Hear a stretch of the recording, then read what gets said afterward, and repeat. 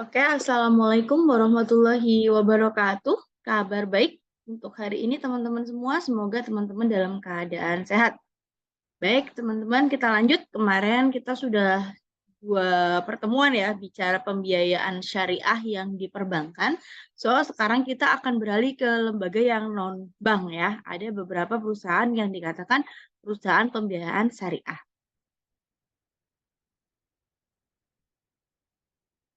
Perusahaan pembiayaan di sini memiliki arti badan usaha yang dia di luar bank dan lembaga keuangan bukan bank, yang dia khusus didirikan untuk melakukan kegiatan yang termasuk dalam bidang usaha lembaga pembiayaan. Di sini yang masuk di sini adalah leasing, consumer finance, sama factoring ya. Mungkin lebih lengkapnya kalau teman-teman belajar mata kuliah bank dan lembaga keuangan non-bank ya. Ya, perusahaan pembiayaan di sini secara umum dia berfungsi menyediakan produk yang berkualitas dan pelayanan yang profesional untuk menjamin kesetiaan dari customer. Memanfaatkan sumber daya yang ada secara maksimal di sini untuk memperoleh nantinya revenue yang dapat memberikan kontribusi bagi pemegang saham dan kesejahteraan tentunya bagi karyawannya. Serta pembiayaan berdasarkan prinsip syariah di sini dimaksudkan adalah merupakan pembiayaan berdasarkan persetujuan atau kesepakatan antara perusahaan pembiayaan dengan pihak lain yang mewajibkan pihak yang dibiayai untuk mengembalikan pembiayaan tersebut dalam jangka waktu tertentu dan dengan imbalan ataupun dengan yang disebut bagi hasil.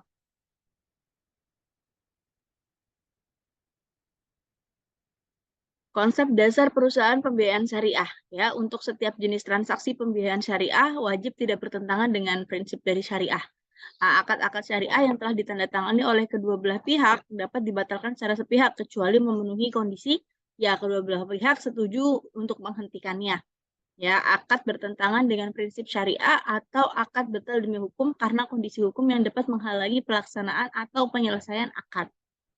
Ya, untuk setiap jenis transaksi pembiayaan berdasarkan prinsip syariah, maka setiap pihak yang bertransaksi wajib punya kecakapan ya dan kewenangan untuk melakukan perbuatan hukum baik menurut syariah maupun peraturan perundang-undangan yang berlaku. Maka di sini kaitannya ya tetap ya teman-teman, peraturan perundang-undangan yang berlaku tetap mengacu kepada BW atau hukum perdata juga ya. Nah, oke. Untuk setiap jenis transaksi pembiayaan berdasarkan prinsip syariah di sini wajib dilaksanakan tanpa adanya unsur paksaan di antara para pihak yang berakad. Ya, kemudian untuk setiap jenis transaksi berdasarkan prinsip syariah yang diikuti dengan kewajiban melaksanakan asuransi atas objek pembiayaan berdasarkan prinsip syariah, maka objek yang diasuransikan wajib diasuransikan kepada perusahaan asuransi dengan prinsip syariah juga. Jadi harus balance ya. Jadi kalau pakainya nanti diasuransikan, ya asuransinya harus asuransi syariah.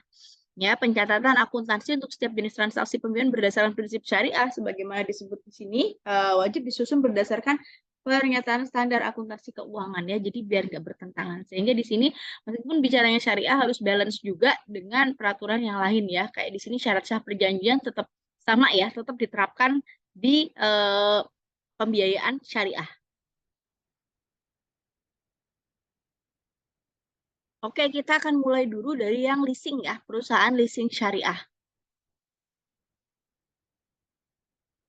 Perusahaan leasing syariah, istilah leasing di sini to lease, menyewakan ya, perusahaan sewa guna usaha, kegiatan usaha bergerak di bidang pembiayaan untuk keperluan barang modal yang diinginkan oleh nasabahnya.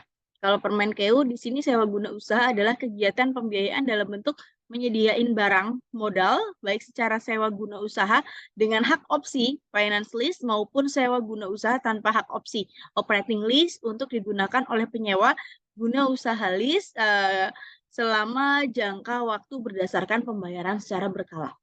Lalu kalau sewa guna untuk syariah sendiri, maka kegiatan pembiayaan dalam bentuk penyediaan barang modal, baik sewa guna usaha dengan hak opsi, finance lease, maupun sewa guna usaha tanpa adanya opsi atau operating lease untuk digunakan oleh penyewa guna usaha atau si lease di sini setelah jangka waktu tertentu berdasarkan pembayaran secara angsuran sesuai dengan prinsip syariah.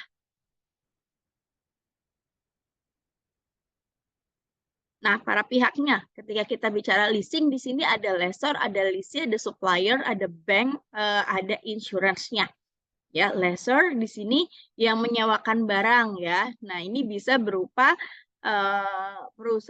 beberapa perusahaan sekaligus. Lessor merupakan perusahaan yang menyediakan jasa pembiayaan kepada pihak lisi dalam bentuk barang modal. Lessor dalam finance lease bertujuan untuk mendapatkan kembali biaya yang telah dikeluarkan untuk pembiayaan penyediaan barang modal dengan mendapatkan keuntungan. Sedangkan dalam operating lease, lessor bertujuan mendapatkan keuntungan dari penyediaan barang serta pemberian jasa-jasa yang berkenaan dengan pemeliharaan serta pengoperasian barang modal tersebut. Kemudian si lessee atau penyewa di sini perusahaan atau pihak yang memperoleh pembiayaan dalam bentuk barang modal dari lessor. Kemudian lease deal dan financial lease bertujuan mendapatkan pembiayaan berupa barang atau peralatan dengan cara pembayaran angsuran. Pada akhir kontrak, lisi di sini punya hak opsi untuk memiliki hak untuk membeli barang tersebut berdasarkan nilai sisa dalam operating lease. Lisi dapat memenuhi kebutuhan peralatan di samping tenaga operator dan perawatan alat tersebut tanpa resiko bagi leasing terhadap kerusakan. Jadi kalau yang dibeli ya bisa endingnya atau enggak. Nah kalau yang enggak dibeli dia sudah free yang namanya perawatan. Jadi yang namanya leasing itu enggak ada kewajiban kalau terjadi kerusakan pada barangnya. Karena barangnya sudah ditanggung oleh si lisinya, ya, oleh lessornya maksud saya. Supplier, perusahaan atau pihak yang mengadakan atau menyediakan barang untuk dijual kepada lisi dengan pembayaran secara tunai oleh lessor. Dalam mekanisme financial lease, supplier langsung menyerahkan barang kepada lisi tanpa melalui pihak lessor sebagai pihak yang memberikan pembiayaan. Sebaliknya, dalam operating lease, supplier menjual barangnya secara langsung kepada lessor dengan pembayaran sesuai dengan kesepakatan kedua belah pihak, yaitu secara tunai atau berkala. Ya, di sini terlibat secara tidak langsung dalam kontrak tersebut, namun pihak bank memegang peranan dalam hal penyediaan dana kepada lessor ya. Kalau bank di sini dalam mekanisme leverage lease di mana sumber dana pembiayaan lessor diperoleh melalui kredit bank. Pihak supplier juga kemungkinan menerima kredit dari bank untuk memperoleh barang yang nantinya dijual kepada objek leasing, kepada lisi atau lessor. Nah, untuk leasing syariah, bank yang menyediakan dana di sini harus dari perbankan syariah ya. Insurance perusahaan yang akan nanti menanggung resiko terhadap perjanjian antara lessor dengan lisi ya, di mana dalam hal lisi dikenakan biaya asuransi dan apabila terjadi sesuatu maka perusahaan akan menanggung resiko dari barang yang dileasingkan atau di sini sebesar dengan perjanjiannya ya. Untuk usaha leasing syariah, objek yang diasuransikan pada asuransi di sini maka wajib juga asuransinya dengan asuransi syariah.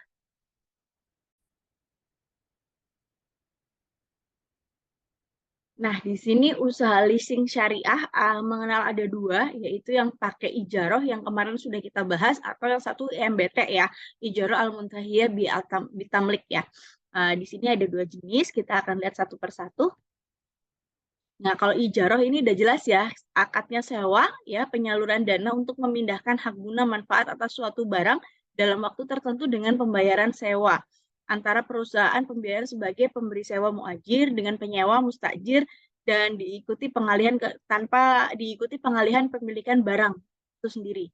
Fitur dan mekanismenya hak perusahaan pembiayaan sebagai pemberi sewa muajir, hak penyewa mustajir, kewajiban penyewa terhadap si objek ijarohnya. Kita lihat hak dan kewajiban perusahaan pembiayaan sebagai pemberi sewa untuk muajir, hak memperoleh pembayaran sewa dan atau biaya lainnya dari penyewa yang mengakhiri akad ijaroh kalau si penyewanya nggak mampu bayar sewa, kewajibannya menyediakan objek ijaroh yang disewakan, tanggung biaya pemeliharaan, menjamin di sini tidak terdapat cacat pada produk yang dia sediakan. Hak dan kewajiban penyewa di sini haknya menerima objek ijaroh dalam keadaan baik dan siap operasi ya, menggunakan objek ijaroh yang disewakan sesuai dengan syarat yang ada di perjanjian. Kewajibannya membayar sewa dan biaya lain sesuai dengan apa yang diperjanjikan, mengembalikan objek ijaroh apabila tidak mampu membayar sewa, menjaga dan menggunakan objek ijaroh sesuai dengan yang diperjanjikan, tidak menyewakan kembali ya tadi objek yang dia ijarohkan ya atau yang dia sewa.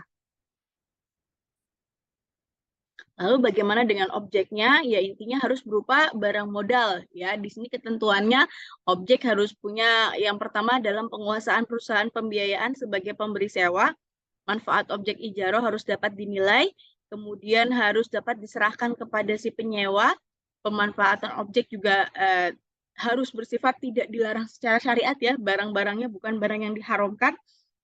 Kemudian bisa ditentukan di sini manfaatnya secara jelas, spesifikasinya harus sesuai di sini dinyatakan dengan jelas melalui identifikasi, kemudian kelaikan serta waktu pemanfaatannya. Ya, jadi kalau kita lihat tadi dalam ijaroh ya contohnya kayak sekarang perusahaan paling gampang ini makanya saya ambil gambarnya mobil kayak sekarang itu kan untuk perusahaan-perusahaan tertentu kadang dia berat melakukan pembelian terhadap mobil. Maka biasanya kayak di kampus kita aja deh.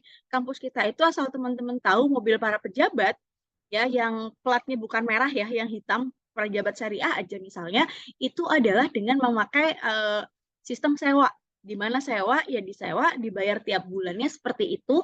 Kemudian kalau ada kerusakan dan lain-lainnya, bukan kerusakan ya, kayak untuk maintenance-nya itu dilakukan oleh perusahaan yang menyewakan mobil tersebut. Jadi bukan kepada pemakai atau pihak kampus. Pihak kampus cuma pakai aja. Ya, kewajibannya hanya membayar saja.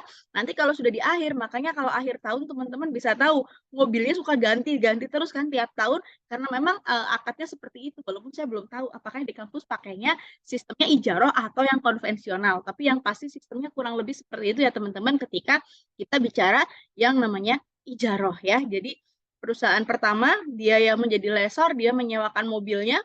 Kemudian lesinya itu adalah kampus kita yang kita dapatkan mobil, maka di situ objeknya jelas sebagai mobil yang sudah siap operasi ya, artinya sudah harus benar-benar fix mobilnya bagus ya, kemudian nanti dipakai dan nanti biasanya kalau kita punya kendaraan sendiri kan wajib diservis tiap bulan. Nah, kalau ini yang menyervis adalah pihak yang menyewakan ya, sehingga kita benar-benar cuma pakai kewajiban kita adalah bayar nanti kontraknya kalau tidak salah itu 1 tahun, nanti akhir tahun mobil tersebut akan ditarik semua dari tangan dari fakultas-fakultas yang akan dikembalikan lewat rektorat. Ya, di sini nanti kemudian dikembalikan lagi ke pihak lesor dan nantinya kita akan menyewa lagi untuk tahun anggaran berikutnya. Kurang lebih begitu contoh dari ijaroh yang di kehidupan sehari-hari. Kemudian kalau IMBT, nah kalau di sini adalah di sini dari Fatwa Dewan Syariah Nasional MUI ya, yang di tahun 2002 di sini akad penyaluran dana untuk pemindahan hak guna manfaat atas suatu barang dalam waktu tertentu dengan pembayaran sewa ujroh antara perusahaan pembiayaan sebagai pemberi sewa muajir dengan penyewa mustajir serta opsi ya. Endingnya di sini yang membedakan dengan ijaroh yang tadi sama kemarin sudah dijelaskan juga, barang tersebut kepada penyewa dan setelah selesai masa sewa akan dikasihkan kepada si penyewa atau istilahnya dibeli. Fitur dan mekanismenya di sini ada hak dan kewajiban di sini dan seterusnya kita akan lihat satu persatu. Ya, dalam pelaksanaan IMBT, perusahaan pembiayaan sebagai pemberi sewa wajib membuat wa'ad kemudian yaitu janji pemindahan kepemilikan objek ijaroh pada akhir masa sewa. Wa'ad yang dibuat pemberi sewa bersifat tidak mengikat ya. Kemudian apabila dilaksanakan maka pada akhir masa sewa wajib dibuat akad pemindahan kepemilikan dari si lesor kepada si lisi. Kemudian yang pertama hak dan kewajiban dari perusahaan pemberi sewa atau muajir memperoleh pembayaran sewa dari penyewa mustajir menarik objek ijaroh muntahiyah bitamlik apabila penyewa nggak mampu membayar sewa ya pada akhir masa sewa pengalihan objek IMBT kepada penyewa lain yang mampu dalam hal penyewa sama sekali nggak mampu untuk memindahkan kepemilikan objek dari IMBT atau memperpanjang masa sewa atau mencari calon penggantinya. Kewajibannya menyediakan objek IMBT yang disewakan, menanggung biaya pemeliharaan objek ijaroh, ya, menjamin objek ijaroh di sini tidak terkena cacat dan seterusnya. Hak dan kewajiban dari si penyewa memakai objek ijaroh sesuai dengan syarat yang diperjanjikan, menerima objek ijaroh dalam keadaan baik dan siap dioperasionalkan, di akhir masa sewa memindahkan kepemilikan objek IMBT di sini atau memperpanjang masa sewa atau mencari penggantiannya dalam hal nggak mampu untuk memindahkan hak kepemilikan atas objek IMBT atau memperpanjang masa sewanya. membayar sewa sesuai dengan yang diperjanjikan. Kewajibannya bayar sewa ya, menjaga dan menggunakan objek IMBT yang diperjanjikan, tidak menyewakan kembali ya kepada pihak lain, melakukan pemeliharaan kecil terhadap objek IMBT ya, pemeliharaan tapi yang nggak gede ya. Kemudian di sini objek ijaroh, objek IMBT berupa barang yang memenuhi kualifikasi ya, di sini merupakan milik perusahaan pembiayaan sebagai pemberi sewa. Manfaatnya harus dapat dinilai dengan uang, manfaat dapat diserahkan kepada penyewa, manfaatnya nggak diharamkan, manfaatnya harus ditentukan dengan jelas ya, spesifikasinya dan seterusnya sama ya dengan yang di ijaroh tadi. Ya, jadi kalau misalnya yang di sini kepemilikan yang paling gampang mungkin kalau teman-teman beli kendaraan bermotor ya, kayak motor kan ini angsuran sekian-sekian, percayalah itu akad yang dipakai adalah jenis IMBT atau di sini leasing. Yaitu makanya teman-teman bisa lihat ya, kalau misalnya kita beli motor di dealer dengan cara membayar angsuran, itu sebenarnya yang kita bayar tiap bulan itu bukan dari pokok pinjaman, karena kita itu bukan minjem uang untuk beli motor, tapi kita beli motor dengan cara leasing. Jadi yang kita bayar tiap bulan adalah biaya sewa yang nanti makanya kan teman-teman bisa lihat kalau misalnya teman-teman beli motor di dealer tapi bayarnya angsuran itu kan tidak mendapatkan BPKB ya, atau BPKB-nya itu baru diberikan ketika ya teman-teman sudah tuntas membayar angsurannya atau sewanya berakhir ya. Jadi di situ ya teman-teman nanti bisa membedakan kapan dia menjadi sewa saja, kapan dia IMBT ya. IMBT atau di sini sewa guna usaha ya akhirnya akan diberikan kepada si penyewa ya. Makanya biasanya kan ada servis gratis dan seterusnya berapa kali. Nah, itu yang dikatakan dia masih bagian menjadi barang sewa. Jadi objeknya itu masih objek sewa, bukan menjadi pemilik dari si penyewa. Nah, statusnya masih begitu, dia bisa menjadi pemilik ketika sudah berakhir ya, sudah berakhir angsurannya atau sudah berakhir masa sewanya yang kemudian diberikan kepada si lesi. Itu ya teman-teman ya. Kemudian kita lanjut ke factoring syariah ya, atau perusahaan anjak piutang atau kita nyebutnya wakalah ya dalam Islam. Anjak piutang di sini didefinisikan sebagai transaksi pembelian dan atau penagihan serta pengurusan piutang atau tagihan jangka pendek klien kepada perusahaan anjak piutang. Kemudian akan ditagih oleh perusahaan anjak piutang kepada pembeli karena adanya pembayaran kepada klien oleh perusahaan anjak piutang. Ya, di sini tentang perusahaan pembiayaan anjak piutang adalah kegiatan pembiayaan dalam bentuk pembelian piutang dagang jangka pendek suatu perusahaan berikut pengurusan atas piutang tersebut. Kegiatan pokoknya pengambil alihan tagihan suatu perusahaan baik dengan cara beli atau dengan cara lainnya sesuai dengan kesepakatan. Penagihan piutang perusahaan klien mengelola usaha penjualan kredit suatu perusahaan. Anjak piutang syariah di sini dia sebutannya wakalah ya, seperti yang saya sebutkan tadi. Kegiatan pengalihan piutang dagang jangka pendek suatu perusahaan berikut pengurusan atas piutang tersebut sesuai dengan prinsip syariah. Anjak piutang atau factoring dilakukan berdasarkan akad wakalah bil ujroh. Wakalah bil ujroh adalah pelimpahan kuasa oleh suatu pihak al-muwakil kepada pihak lain al-wakil dalam hal-hal yang boleh diwakilkan dengan pemberian keuntungan atau ujroh. Perlu ditekankan di sini bahwa secara umum pengurusan piutang tersebut haruslah tidak dilakukan dengan cara-cara yang dilarang oleh syariah. Beberapa istilah dalam transaksi anjak piutang, yang pertama adalah factor, yaitu perusahaan anjak piutang atau factoring company, yaitu badan usaha yang melakukan pembiayaan dalam bentuk pembelian dan atau pengalihan serta pengurusan piutang atau penagihan jangka pendek suatu perusahaan dari transaksi perdagangan dalam ataupun luar negeri. Klien di sini bisa penjual piutang atau si supplier, perusahaan yang menjual dan atau mengalihkan piutang atau tagihan yang timbul dari transaksi perdagangan kepada perusahaan anjak piutang atau perusahaan yang mendapatkan fasilitas anjak piutang dari perusahaan anjak piutang, baik financing maupun non-financing.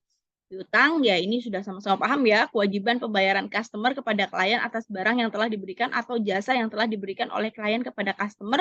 Kemudian nasabah di sini perusahaan atau pihak ketiga yang memberikan barang dan atau jasa dari klien yang pembayarannya di sini secara kredit atau dapat dikatakan pula perusahaan yang mempunyai kewajiban kepada klien ya, seperti itu. Kemudian ada kontrak, perjanjian anjak piutang yang dilakukan oleh dan faktor dengan klien ya. Nilai pembiayaan, besarnya nilai pembiayaan yang dilakukan oleh faktor atas tagihan yang ditawarkan oleh klien. Retention, bagian dana dari anjak piutang yang ditahan oleh faktor untuk menutup kemungkinan terjadinya penyesuaian jumlah piutang sebelum jatuh tempo. Atau dapat pula dikatakan bagian dana dari tagihan yang ditawarkan oleh klien kepada faktor. Retention akan dikembalikan kepada klien setelah tagihan kepada customer sudah diterima atau efektif oleh si faktor.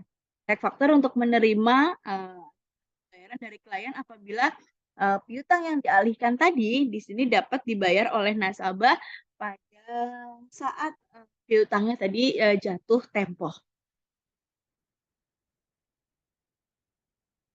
Hak dan kewajiban perusahaan pembiayaan atau di sini sebagai wakilnya menagih piutang pengalih piutang mewakil kepada pihak yang berutang ya dapat memperoleh upah ujrah atas jasa nagih piutang pengalihan piutang tadi dalam hal diperjanjikan, meminta jaminan dari pengalih atau piutang mewakil with recourse atau tidak meminta jaminan dengan pengalih piutang, ya membayar atau melunasi utang pihak yang berutang di sini kepada penagih piutangnya. Kemudian untuk pengalih piutang mewakil di sini memperoleh pelunasan piutang dari perusahaan pembiayaan selaku wakil, membayar upah ya atas jasa memindahkan piutang yang sesuai dengan yang diperjanjikan, dapat menyediakan jaminan kepada perusahaan pembiayaan selaku wakil dalam hal diperjanjikan, memberitahukan kepada pihak yang berutang mengenai transaksi pemindahan piutang kepada perusahaan pembiayaan selaku wakil. Hak dan kewajiban yang berutang. Mewakil alai di sini memperoleh informasi yang jelas mengenai transaksi pemindahan utangnya dari pengalihan piutang kepada perusahaan pembiayaan selaku wakil, membayar atau melunasi utang kepada perusahaan pembiayaan selaku wakil. Piutang mewakil B yang menjadi objek wakalah bil ujrah adalah piutang jangka pendek yang jatuh temponya kurang dari 1 tahun. Piutang pengalih piutang mewakil yang dipindahkan kepada perusahaan pembiayaan selaku wakil harus dipastikan oleh pihak sebelum jatuh tempo dan tidak dalam kategori piutang macet. Piutang yang dialihkan bukan berasal dari transaksi yang diharamkan, ya. Piutang mengalih piutang harus dibuktikan dengan dokumen tagihan yang dipastikan keasliannya oleh para pihak. Prosedurnya, pertama, klien di sini menjual barang atau jasa kepada customer. Penyerahan barang dengan DO yang ditandatangani pembeli. Asli, DO kembali kepada supplier. Karena alasan cash flow, supplier atau klien kemudian mewakalahkan tagihannya kepada perusahaan anjak piutang atas persetujuan dari si customer. Kemudian klien menyerahkan data tagihan termasuk faktur-faktur atau DO kepada perusahaan anjak piutang. Kontrak perusahaan wakalah bil ujrah tagihan antara klien dengan perusahaan anjak piutang. Klien memperoleh pelunasan piutang dari perusahaan anjak piutang. Pada saat jatuh tempo, perusahaan anjak piutang melakukan penagihan kepada si customer atau kepada pembeli. Nah, kemudian pelunasan dilakukan oleh pembeli kepada si perusahaan anjak piutang. Karena tadi perusahaan anjak piutang yang sudah membayarkan duluan kepada si supplier, ya. Oke, berikutnya pembiayaan konsumen syariah.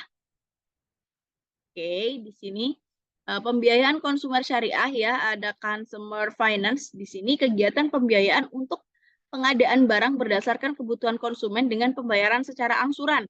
Pembiayaan konsumen tersebut masuk dalam jasa keuangan dan dapat dilakukan baik oleh bank ataupun lembaga keuangan yang non-bank dalam bentuk perusahaan pembiayaan. Pembiayaan konsumen syariah di sini untuk mengadakan barang berdasarkan kebutuhan konsumen dengan pembayaran secara langsung sesuai dengan prinsip syariah. Kemudian perusahaan pembiayaan syariah di sini bisa melakukan pembiayaan untuk memenuhi kebutuhan customer di sini di konsumen dengan pembayaran secara angsuran dengan menggunakan akad yang ditetapkan oleh syariah. Pembiayaan konsumen dilakukan berdasarkan akad-akad yang kemarin sudah kita bahas ya dalam baik ya, ada murabahah, salam maupun istisna. Prosedurnya sama ya kalau bisa saya katakan, mulai dari pihak customer mendatangi perusahaan pembiayaan yang mengajukan permohonan pembiayaan yang bersifat konsumtif, perusahaan pembiayaan dan konsumen menyepakati kontrak dengan akad yang sesuai dengan kebutuhan customer. Di sini dalam dokumen yang tertulis secara jelas menerangkan syarat ketentuan yang disepakati. Kemudian penyerahan barang kepada customer di sini sesuai dengan permohonannya, customer membayar kepada perusahaan pembiayaan sesuai dengan kesepakatan yang ada di kontrak. Ya, begitu ya teman-teman. Ini untuk kayak tadi kenapa nggak saya jelaskan lebih lanjut, karena ini sama aja teman-teman ngulang lagi yang ada di materi sebelumnya tentang yang baik ya, yang tadi murobahah, istisna maupun salam. Demikian dari saya untuk materi hari ini, kurang lebihnya mohon maaf, selamat belajar. Wallahul muwaffiq ila aqwamit thoriq. Wassalamualaikum warahmatullahi wabarakatuh.